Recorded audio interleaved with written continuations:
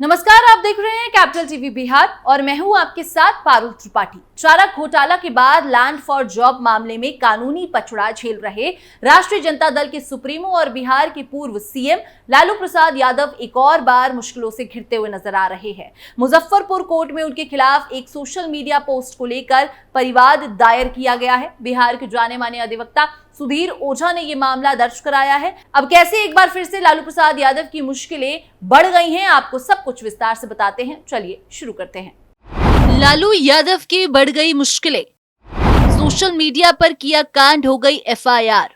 राष्ट्रीय जनता दल के अध्यक्ष लालू प्रसाद यादव के खिलाफ मुजफ्फरपुर में परिवाद दायर कराया गया है। परिवाद में आरोप लगाया गया है कि लालू यादव ने सोशल मीडिया प्लेटफॉर्म एक्स पर बिहार बराबर बलात्कार लिखा है।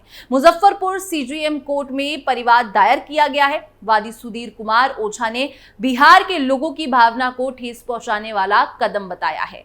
बिहार के पूर्व मुख्यमंत्री और राजद नेता लालू प्रसाद यादव के खिलाफ आपत्तिजनक ट्वीट करने पर मुजफ्फरपुर के सीजेएम कोर्ट में परिवाद दर्ज कराया गया है। परिवाद दायर करने के बाद सुधीर ओझा ने कहा, आज मुजफ्फरपुर के अपर मुख्य न्यायाधिकारी प्रथम की अदालत में एक आपराधिक मुकदमा पूर्व सीएम और पूर्व केंद्रीय मंत्री लालू प्रसाद यादव के खिलाफ दर्ज कराया गया है। इन्होंने जानबूझकर राजनीतिक लाभ के लिए अपने सोशल मीडिया प्लेटफॉर्म पर बिहार बराबर बलात्कार लिखा। ये एक आपत्तिजनक पोस्ट है जिससे बिहार के लोगों की भावना को ठेस पहुंची है। लालू यादव ने बिहार के सारे लोगों को बलात्कारी बता दिया है। पिछले कुछ दिनों से राजद के चीफ लालू यादव और उनके बेटे सह नेता प्रतिपक्ष तेजस्वी यादव बिहार में कानून व्यवस्था को लेकर नीतीश सरकार पर हमला करते रहते हैं। तेजस्वी और Lalu Yadav social media platform x के माध्यम से अक्सर बिहार सरकार को घेरते रहते हैं। इसी के चलते बीते 28 सितंबर को विदेश यात्रा पर गए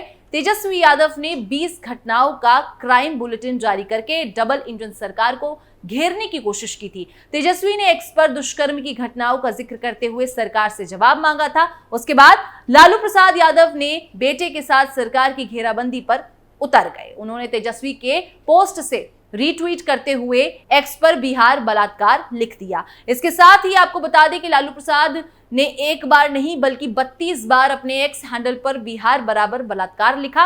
लालू प्रसाद के इस पोस्ट पर राजनीति भी जमकर हुई। आरएलएम के अध्यक्ष और राज्यसभा सांसद उपेंद्र कुशवाहा ने इस पर आपत्ति जताई और लालू यादव पर तीखा हमला किया। उन्होंने भी लालू यादव के इस काम को बिहार का अपमान बताया। अब कभी उपेंद्र कुशवाहा के साथ राजनीति कर चुके हैं। अधिवक्ता सुधीर ओझा ने लालू यादव पर केस दायर करके उनके सामने नई मुसीबत खड़ी कर दी है। आपको बता दें कि कोर्ट में इस मामले की सुनवाई अब 24 अक्टूबर को होगी। अब आपको लालू यादव की एक और मामले के बारे में सारी जानकारी दे देते हैं। लैंड फॉर जॉब मामले में लालू यादव ही मुख्य साजिशकर्ता। ईडी ने जमीन के बदले नौकरी घोटाला मामले में राजद सुप्रीमो लालू यादव की मुश्किलें बढ़ा दी हैं। ईडी ने मामले में चार्जशीट दाखिल कर दी है जिसमें लालू यादव को घोटाले का मुख्य साजिशकर्ता बताया गया है। चार्जशीट में दावा किया गया है कि रेलवे में नौकरी दिलाने के लिए तत्कालीन रेल मंत्री लालू यादव और उनके परिवार के सदस्यों ने रिश्वत के तौर पर प्लॉट लिए थे। ईडी ने दावा किया है कि रेलवे में नौकरी और उसके बदले जमीन का लेन देन खुद लालू यादव ही तय करते थे। ईडी ने अपनी चार्जशीट में दावा किया है कि लालू यादव ने अपने परिवार और सहयोगियों के जरिए घोटाले से अर्जित जमीन को छिपाने के लिए ऐसी साजिश रची कि उसका लिंक सीधे उनके परिवार से नहीं जुड़ पाया। ईडी के अनुसार लालू यादव ने सुनिश्चित किया कि जमीन के इन टुकड़ों को इस तरह हस्तांतरित कराया जाए कि उनकी प्रत्यक्ष भागीदारी अस्पष्ट हो जाए और उनके परिवार को लाभ मिल सके। चार्जशीट के मुताबिक अपराध से अर्जित इस संपत्ति को खपाने के लिए कई इकाइयों खोली गई हैं और उनके नाम पर जमीन दर्ज कराई गई है। आपको बता दें कि लैंड फॉर जॉब मामले में ईडी की दिल्ली और पटना टीम के अधिकारियों ने लालू और तेजस्वी से जनवरी 2024 में 10 घंटे से ज्यादा समय तक पूछताछ की थी। ईडी ने 29 जनवरी को लालू यादव से 10 घंटे पूछताछ की थी। ईडी के सूत्रों के मुताबिक लालू प्रसाद से 50 से ज्यादा सवाल किए गए थे। उन्होंने ज्यादातर जवाब हाँ या ना में ही दिया था। पूछताछ के दौरान कई बार लालू झल्ला भी गए थे। वहीं तेजस्वी से 30 जनवरी को लगभग 10 से 11 घंटे की पूछताछ की गई थी। कौड़ियों के भाव खरीदी गई जमीन।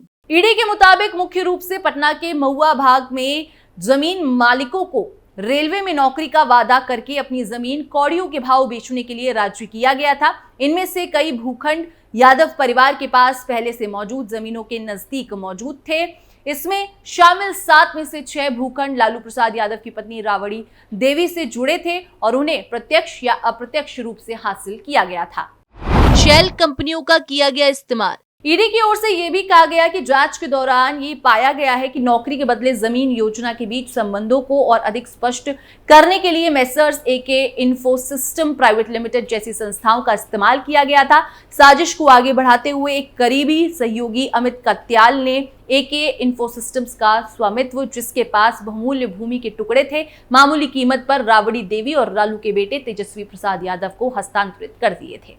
भोला यादव पर भी गंभीर आरोप। ईडी के मुताबिक लालू यादव के करीबी भोला यादव इस लेन देन के मुख्य सूत्रधार रहे हैं। भोला ने यादव परिवार की जमीन के नजदीक के भूमाफियाओं को रेलवे में नौकरी के बदले अपनी संपत्ति बेचने के लिए राजी करने की बात स्वीकार की है। ईडी ने कहा कि जमीन के ये सौदे लालू यादव के परिवार को फायदा पहुंचाने के लिए किए गए थे, जिसमें राबड़ी देवी के निजी कर्मचारियों जैसे कि ललन चौधरी जैसे बिचौलियों के माध्यम से जमीन हस्तांतरित की गई थी। आपको बता दें कि ईडी के मुताबिक कई अधिग्रस्त संपत्तियों को दूर के रिश्तेदारों से उपहार यानी कि गिफ्ट के रूप में दर्शाया गया था, लेकिन लालू की बेटी मीसा भारती ने इन व्यक्तियों को जानने से इनकार किया। ईडी ने अपने आरोप पत्र में जमीनों की इस अवैध खरीद फरोख्त को छिपाने के लिए उपहार और शेल कंपनियों के उपयोग करने का भी जिक्र किया है।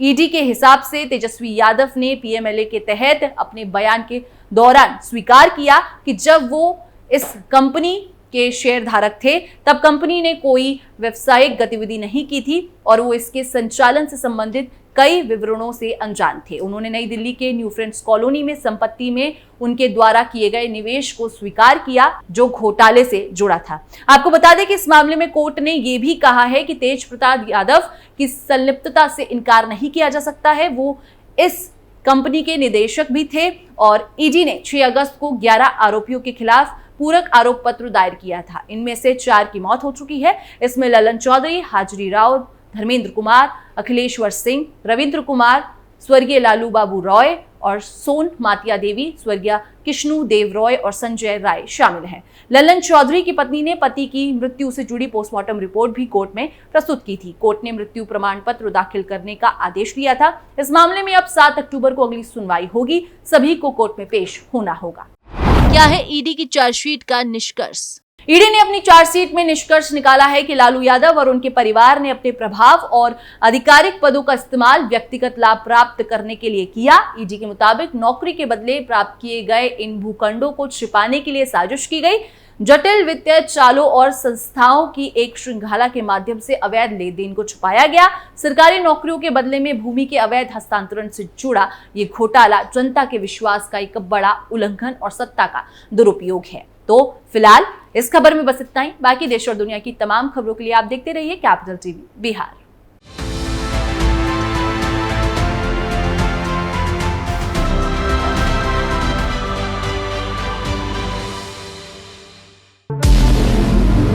हमारे व्रत, हमारी परीक्षा, लक्ष्य तक पहुंचने की हमारी संयमित प्रतीक्षा।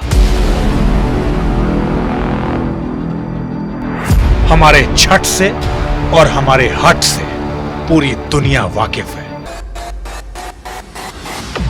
हमें विकल्प पर नहीं, अपने दृढ़ संकल्प पर अटूट विश्वास है,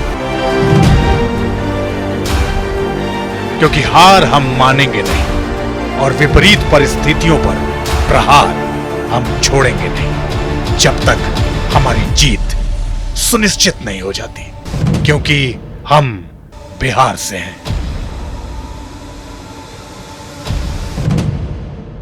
कैपिटल टीवी पर मैं अमित प्रकाश लेकर आ रहा हूं बिहार पर एक ब्रांड न्यू स्पेशल शो, हम बिहार से हैं।